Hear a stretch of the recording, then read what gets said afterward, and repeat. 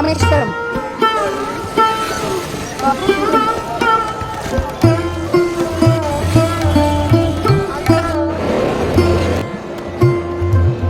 Hello అండి, నమస్తే, welcome back to my channel. So చాలా లాంగ్ తర్వాత మళ్ళీ ఇలాంటి ఒక డివోషనల్ వీడియో అయితే షేర్ చేస్తున్నాను మీతో. సో నేను 1 మంత్కి హాలిడేస్ కానీ ఇంటికి వచ్చాను కదా. సో ఈ గ్యాప్లో మేము రామేశ్వరం వెళ్దామని చెప్పేసి డిసైడ్ చేసుకున్నాము. లాస్ట్ ఇయర్ డిసెంబర్లో కాశీ వెళ్ళాను. సో అప్పుడు అనుకోలేదు నేను కాశీ వెళ్తానని. సో వెళ్ళిన తర్వాత రామేశ్వరం వెళ్ళాలి అని తెలుసు, కానీ అప్పుడు అనుకోలేదు రామేశ్వరం వెళ్తానని. సో ఇప్పుడు మన తెలుగు స్టేట్స్లో ఉండే వాళ్ళు రామేశ్వరం రావాలంటే Vijayawada to Rameswaram weekly 4 times అనమాట. అంటే Monday, Tuesday, Friday, Saturday direct Rameswaram trains ఉన్నాయి. సో రామేశ్వరం అంటే ఎంఎం అని ఉంటుంది, మండపం స్టేషన్ అనమాట. డైరెక్ట్గా రామేశ్వరానికి ట్రైన్స్ అయితే క్యాన్సిల్ చేసేసారు. సో సముద్రం మీద నుంచి ఉండే ఆ బ్రిడ్జ్ మీద కొన్ని క్రాక్స్ అండ్ సెన్సేషన్స్ వస్తున్నాయని చెప్పేసి 2022లో ఆపేశారు. సో ఇప్పుడు మనం డైరెక్ట్గా మండపం స్టేషన్కి వచ్చి అక్కడి నుంచి బస్ తీసుకొని రామేశ్వరం రావాలి.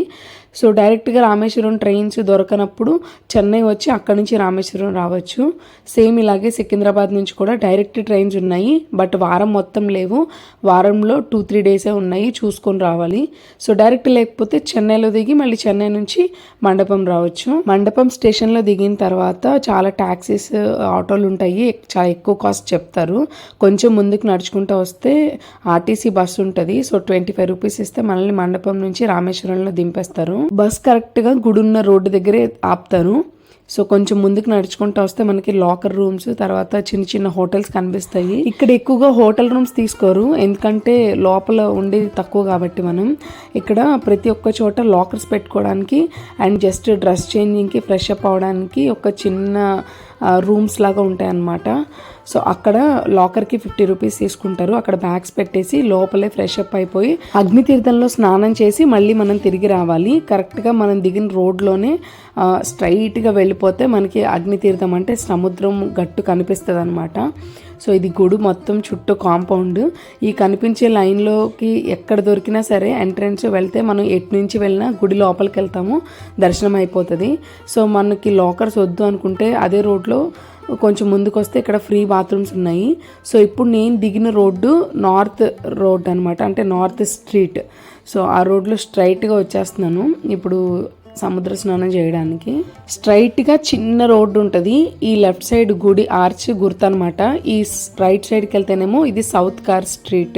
మీరు నార్త్ గేట్లో దిగినా, సౌత్ గేట్లో దిగినా, ఈస్ట్ గేట్లో దిగినా, ఎటు వెళ్ళినా ఎవరన్నా అడిగినా కూడా చెప్తారు సముద్రానికి ఇటు దారేటని చెప్పేసి.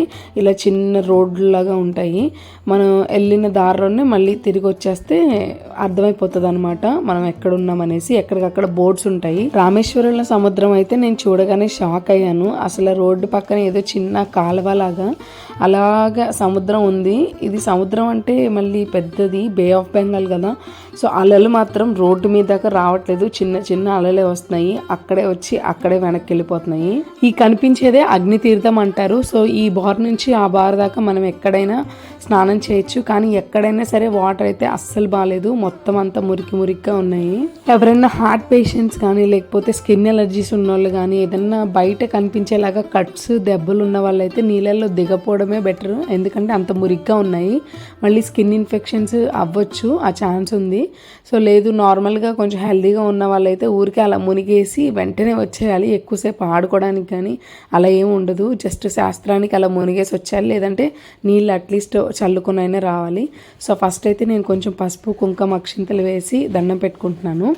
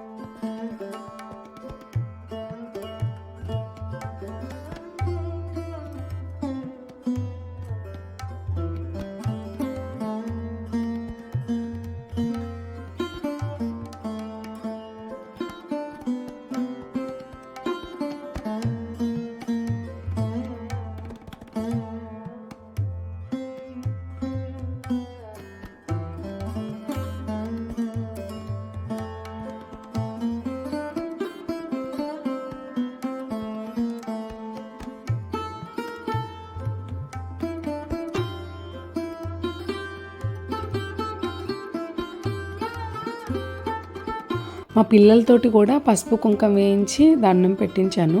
అండ్ దాంతోపాటు 3 మునకలు వేసి సూర్య నమస్కారం చేసుకున్న తర్వాత నేను కాశీ వెళ్ళాను కదా లాస్ట్ ఇయర్. సో అక్కడి నుంచి తెచ్చిన గంగాజలం ఇక్కడ సముద్రంలో కలిపి నా యాత్రని సగం కంప్లీట్ చేశాను. ఇప్పుడు కాశీ నుంచి తెచ్చిన గంగనైతే కలిపేశాను. ఇక్కడ రామేశ్వరం ఒడ్డున మట్టి తీసుకెళ్లి నేను అక్కడ గంగా నదిలో కలపాలి. అప్పుడే నాది సంపూర్ణ యాత్ర అవుతుంది. సో అదే సముద్రం ఒడ్డున మట్టితోటి శివలింగం చేసి పసుపు కుంకం వేసి దండం పెట్టుకొని నేను లాస్ట్ ఇయర్ తెచ్చుకున్న గంగా జలంతో ఇక్కడ అభిషేకం చేశాను. మాతో పాటు మా పిల్లలకి కూడా వాళ్ళకి ఊహ తెలియకముందే ఈ కాశీ రామేశ్వరం యాత్రలో వాళ్ళు భాగం పంచుకుంటున్నారు. శివుడు ఆజ్ఞ లేనిదే చీమైనా కుట్టదంటారు కదా. సో ఈ సామెత నిజంగా నిజమే. ఆ శివుడు ఆజ్ఞ లేనిదే నేను కాశీ వెళ్ళలేదు. అక్కడి నుంచి రామేశ్వరం రావాలి అని అప్పుడైతే ప్లాన్ లేదు, ఇప్పుడు అనుకోకుండానే వచ్చాను. సో అక్కడికి వెళ్ళాను కాబట్టి ఇక్కడికి రావాలని అసలు అనుకోలేదన్నమాట. కానీ నాకు తెలియకుండానే ఇప్పటికి అలా కుదిరేసింది. అప్పుడు అర్థమైంది మన చేతుల్లో ఏది ఉండదని. అందుకని ఆ నమ్మకంతో మట్టిని కూడా తీసి కొద్దిగా బాటిల్లో దాచుకున్నాను. సో ఒకవేళ నిజంగా మళ్ళీ ఆ దేవుడు నాకు ఆజ్ఞిస్తే డెఫినెట్గా కాశీ వెళ్ళి ఈ మట్టిని అక్కడ కలిపేసి నా యాత్రని సంపూర్ణం చేసుకుంటాను. ఇప్పుడు అగ్నితీర్థంలో స్నానం అయిపోయింది. సో మనం వెళ్ళిన దారిలోనే కొంచెం వెనక్కి వస్తే నార్త్ స్ట్రీట్లోనే ఇలా పెద్దది ఎంట్రన్స్ ఉంటుంది అనమాట ద్వారంతో. లోపలికి వెళ్తే అక్కడ 22 తీర్థాల బావులు ఉంటాయి. సో అక్కడ మనం స్నానం చేయాలి. ఇక్కడ బయట లుంగీలు కట్టుకొని చాలా మంది స్నానం మొత్తం తడిచేలా చేయిస్తాము. పర్ పర్సన్కి 250 రూపీస్ ఇవ్వండి అని అడుగుతారు. కొంతమంది అయితే 100 రూపీస్ అడుగుతారు. సో అసలు నన్ను అడిగితే అది వేస్ట్. గవర్నమెంట్ పెట్టిన 25 రూపీస్ టికెట్ తీసుకుంటే సరిపోతుంది. ఎందుకంటే 22 చోట్ల మనం స్నానం చేసేసరికి ఆల్మోస్ట్ ఫుల్గా తడిచిపోతాము. సో ఇది చూసారా, బావుల్లో నుంచి అలా తోడి వాటర్ అలా గుంపులుగా ఉన్న మన మీద పోస్తారనమాట. అదే 250 రూపీస్ ఇచ్చామనుకోండి సింగిల్గా మన ఒక్కళ్ళ మీదే పోస్తారు. సో ఎలా పోయించుకున్నా ఒకటేనండి నన్ను అడిగితే. ఆ 22 తీర్థాల్లో మనం స్నానం చేయడం వల్ల మనకి తెలియక చేసిన పాపాలు పోతాయని చెప్తూ ఉంటారు. ఆ 22 తీర్థాల్లో చివరిది వచ్చేసి కోడి తీర్థం. అందులో శ్రీకృష్ణుడు స్నానం చేసి కంసుడిని చంపిన పాపాన్ని తొలగించుకుంటాడు. అక్కడ బయట చిన్న ప్లాస్టిక్ డబ్బాలు అమ్ముతూ ఉంటారు. లేదంటే మనం వాటర్ తాగిన బాటిల్ అయినా లోపలికి తీర్థాలు లోపలికి వెళ్ళేటప్పుడు తీసుకెళ్తే అక్కడ ఆ బాటిల్తో కొంచెం పట్టుకుంటే నీళ్లు పోస్తారనమాట. సో మనము ఎక్కువ డబ్బులు పెట్టినప్పుడు అయితే డెఫినెట్గా పోస్తారు. సో 25 రూపీస్ టికెట్లో వెళ్తే మాత్రం కొంతమంది పోస్తారు, కొంతమంది పోయిరు. సో లాస్ట్ 22nd తీర్థం దగ్గరికి వచ్చిన తర్వాత అక్కడ కొంతమంది చిన్న బాటిల్స్ అమ్ముతారు. మొత్తం 22 తీర్థాలు వాటర్ కలిపేసి ఉంటాయి అనమాట. 50 రూపీస్ ఇస్తే ఆ బాటిల్ ఇస్తారు. సో మీకు ఎవరికన్నా కావాలంటే అక్కడ తీసుకోవచ్చు. సో ఇప్పుడు అగ్ని తీర్థంలో స్నానం అయిపోయింది. దాని తర్వాత 22 తీర్థాల్లో కూడా స్నానం అయిపోయింది. ఆ తర్వాత మనము దర్శనానికి వెళ్తున్నాము. ఇక్కడ ప్రత్యేకత ఏంటంటే దర్శనానికి ఒక్క క్యూ లైనే ఉండదు. మనం ఏ రోడ్లో ఉన్నా సరే ఇలా బయట క్యూస్ ఉంటాయి కదా, ఏ క్యూలోకి వెళ్ళినా కూడా మనకి డైరెక్ట్గా దర్శనంకి వెళ్ళిపోతాం అనమాట గుడి లోపలికి. మనం ఫ్రీ దర్శనం కావాలంటే ఫ్రీ దర్శనం, లేదంటే టికెట్ దర్శనం కూడా వెళ్ళొచ్చు. నన్ను అడిగితే ఫ్రీ దర్శనం వెళ్ళిపోవడం బెటర్. అంటే వీకెండ్స్లో కాకుండా మిడ్ వీక్లో వస్తే, ఎందుకంటే ఖాళీగానే ఉంటుంది. చూసారా, జనాలు పెద్దగా లేరనమాట. గట్టిగా ఒక అరగంటలో మనకి దర్శనం అయిపోతుంది. సో ఫస్ట్ ఇక్కడ నుంచి మనకి పార్వతీదేవి మందిరం కనిపిస్తుంది. సో గుడి లోపల పెద్ద స్తంభాలు, ఎంత వెడల్పుగా ఉందో, చాలా పెద్ద గుడి అనమాట. ఎప్పుడో పురాతన కాలంలో కట్టింది ఇది. ఇప్పుడు అసలు మనం రామేశ్వరం ఎందుకు వస్తాము, ఇక్కడ అసలు ఏ దేవుడు ఉంటాడు, అసలు ఈయన ఇక్కడ ఎలా వచ్చారు అని చెప్పేసి ఒక చిన్న స్టోరీ మాట్లాడుకుందాము. సో దానికంటే ముందు ఇక్కడ స్ఫటికలింగ దర్శనం ఉంటుంది. అంటే పొద్దున్నే 5 to 6 మధ్యలో అనమాట. ఇప్పుడు ఉన్న లింగం కాకుండా హిమాలయాస్ నుంచి తెచ్చిన లింగాన్ని చూపిస్తారనమాట ఆ టైంలో. సో దాని తర్వాత ఇప్పుడున్న లింగానికి లైట్గా క్రాక్స్ వచ్చినాయి అనేసి అది తీసుకొచ్చారు. సో మనం దర్శనానికి వెళ్ళేటప్పుడు ఇలా బయట 100 రూపీస్కి ఇలా ఒక సంచిలో కొబ్బరికాయ, అరటిపళ్ళు, తమలపాకు, సాంబ్రాణి పుల్లలు, అలాగే మారేడు దళాలు కూడా వేసి ఇలా అమ్ముతూ ఉంటారు. సో దాంతోపాటు నేను తెచ్చుకున్న కాశీ తీర్థాన్ని కూడా అందులో పెట్టేశాను. మనం కొంచెం మిగిల్చుకొని గర్భగుడిలో ఒక 50 రూపీస్ ఇస్తే మనం తీసుకెళ్లిన కాశీ గంగతో స్వామివారికి అభిషేకం కూడా చేస్తారు. మొబైల్స్ అయితే అలో చేస్తున్నారు కానీ లోపలికి వీడియోస్ అయితే తీయకూడదు. సో నేను జస్ట్ అక్కడ ఒక 10 సెకండ్స్ అక్కడ ఒక 10 సెకండ్స్ క్లిప్ తీసి ఫోన్ లోపల పెట్టేశాను.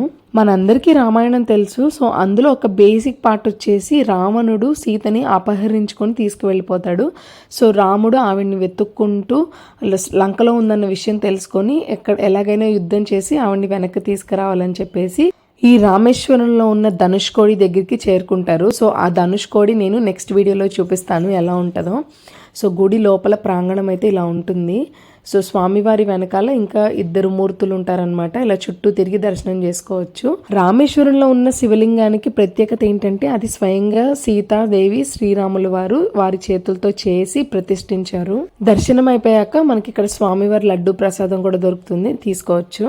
రావణాసురుణ్ణి చంపేసి సీతాదేవిని తీసుకొని మళ్ళీ ఇదే రామేశ్వరం ఒడ్డుకి సీతారాములు, లక్ష్మణులు, హనుమంతుడు చేరుకుంటారు. సో అప్పుడు రావణాసురుడు కూడా రాముడు అంత గొప్పవాడే, కానీ కేవలం సీతని అపహరించడం వల్ల ఆయనకి అంత అపకీర్తి వస్తుంది. సో ఆయన్ని చంపిన ఆ బ్రహ్మహత్య పాతకం ఆయనకి పాపం అంటుకోకూడదని చెప్పేసి శ్రీరాముడు సీతాదేవి ఒడ్డుకొచ్చిన తర్వాత అక్కడ ఒక శివలింగాన్ని ప్రతిష్ఠించాలనుకుంటారు. అయితే ఆ బాధ్యతని హనుమంతుల వారికి అప్పచెప్తే ఆయన రావడం 1 సెకండ్ లేట్ అవుతుందన్నమాట. సో అందుకని ఆ గ్యాప్లో ఆ ముహూర్తం దాటిపోకుండా సీతాదేవి అక్కడ సముద్రం ఒడ్డున ఉన్న మట్టితోటి శివలింగాన్ని చేసి తీసుకొచ్చి ఆ ముహూర్తానికి అక్కడ ప్రతిష్ఠిస్తారు. ఆ తర్వాత హనుమంతుల వారు తెచ్చిన శివలింగాన్ని ప్రతిష్ఠించమని ఆయన రిక్వెస్ట్ చేస్తారు. సో ఆ మట్టితో చేసిన శివలింగాన్ని తీసి ఇది పెడదామని ఎంత ట్రై చేసినా కూడా ఆ మట్టి శివలింగం ఇంచు కూడా కదపలేరు. అది మట్టితో చేసినప్పటికీ దానిని ప్రాణ ప్రతిష్ఠ చేయటం వల్ల దానికి అంత శక్తి వస్తుంది. ఇక హనుమంతుల వారు తెచ్చిన శివలింగాన్ని కూడా అక్కడే ప్రతిష్ఠిస్తారు. దాన్ని హనుమాన్ శివలింగం అంటారు. సో గర్భగుడిలో స్వామివారి దర్శనం అయిపోయిన తర్వాత అక్కడే ఆయనకి కుడి చేతి పక్కన పార్వతీదేవి మందిరం ఉంటుంది. దర్శనం అయితే అయిపోయింది. తర్వాత మార్నింగ్ అయితే బ్రేక్ఫాస్ట్ బయటే చేసేసాము, కానీ అప్పుడు లేట్ అయిపోతుందని చెప్పేసి రాలేదు. అన్నదానం అయితే మార్నింగ్ 8 నుంచి సాయంత్రం 8 వరకు జరుగుతుంది. పెద్ద పెద్ద గుళ్ళలో ఇప్పటి వరకు నేను తిన్న అన్నదానాల్లో ఇది రామేశ్వరంది హైలైట్ అన్నమాట. ఎందుకంటే ఇంట్లో మనం ఏదైతే వండుకుంటామో సన్నటి బియ్యంతో అన్నము, దాంతోపాటు మంచి సాంబారు అండ్ ఆనపకాయ పప్పు, చాలా క్వాలిటీ ఎక్కువ ఉందన్నమాట. టేస్ట్ కూడా చాలా బాగుంది. అందుకే ట్విస్ట్ ఏంటంటే ఓన్లీ వన్సే వేస్తారు సాంబారు పప్పు. సో సెకండ్ రౌండ్లో మనకి రసము ఇంకా కొంచెం మజ్జిగ వేస్తారు. అవి కూడా టేస్ట్ చాలా బాగున్నాయి. సో అన్నదానం వచ్చేసి ఈ సౌత్ కార్ స్ట్రీట్లో ఉంటుంది. రామేశ్వరం గుడి దర్శనం కానీ ఏదైనా సముద్ర స్నానం కానీ అన్నదానం వెళ్ళే దారి కానీ చాలా ఈజీ. ఎక్కడికక్కడ క్లియర్గా ఈ సౌత్ స్ట్రీట్, నార్త్ స్ట్రీట్ అని చెప్పేసి బోర్డ్స్ పెట్టేసి ఉంటాయి. మన ఆంధ్రాలో ఎలా వేసుకుంటామో సేమ్ తమిళనాడు కూడా కొంచెం మన ట్రెడిషనే ఎక్కువగా. ప్రతి హోటల్ ముందు, చిన్న చిన్న కొట్ల ముందు కూడా సాయంత్రం 4 అయ్యేసరికి చక్కగా కల్లాపు చల్లేసి ఇలా ముగ్గులు వేసుకుంటున్నారు. కొన్ని చోట్ల అయితే పేడ కల్లాపు కూడా వేస్తున్నారు. ఎంత అందంగా వేశారు ముగ్గులు అయితే. అక్కడ నుంచి తిరిగి వచ్చేటప్పుడు గుర్తు పెట్టుకోవాల్సిన విషయం ఏంటంటే రామేశ్వరం టెంపుల్ దగ్గర నుంచి రామేశ్వరం బస్ స్టాండ్కి వెళ్ళాలి ఫస్ట్. సో అక్కడ నుంచి మనకి ఆర్టీసీ బస్సులు తిరుగుతూ ఉంటాయి. అక్కడ నుంచి మండపం రైల్వే స్టేషన్కి రావాలి.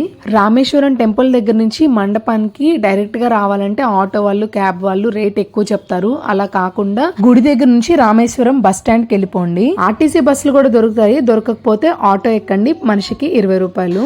అక్కడ నుంచి రైల్వే స్టేషన్కి రావడానికి మనకి బస్ స్టాండ్ నుంచి బస్సులు ఉంటాయి. 25 రూపీస్ టికెట్కి పర్ పర్సన్. చక్కగా తీసుకొచ్చి దిగబెట్టేస్తారు. గుడి దర్శనం అయిపోయిన తర్వాత ధనుష్కోడి మొత్తం తిరగడానికి, పంబన్ బ్రిడ్జ్ తిరగడానికి వేరే కాస్ట్ క్యాబ్ మాట్లాడుకోవాలి. అది నెక్స్ట్ వీడియోలో చూపిస్తాను. సో ఓన్లీ టెంపుల్ ట్రిప్ అయితే ఈ వీడియోలో డీటెయిల్డ్గా చూపించాను. వీడియో నచ్చితే తప్పకుండా లైక్ చేయండి. మీ ప్రతి ఒక్క లైక్ నాకు చాలా చాలా ఇంపార్టెంట్. ఇక మీలో ఎంతమంది రామేశ్వరం కాశీయాత్ర కంప్లీట్ చేసిన వాళ్ళు ఉన్నారో నాకు కామెంట్ సెక్షన్లో చెప్పండి. అండ్ మర్చిపోకుండా లైక్ చేయండి.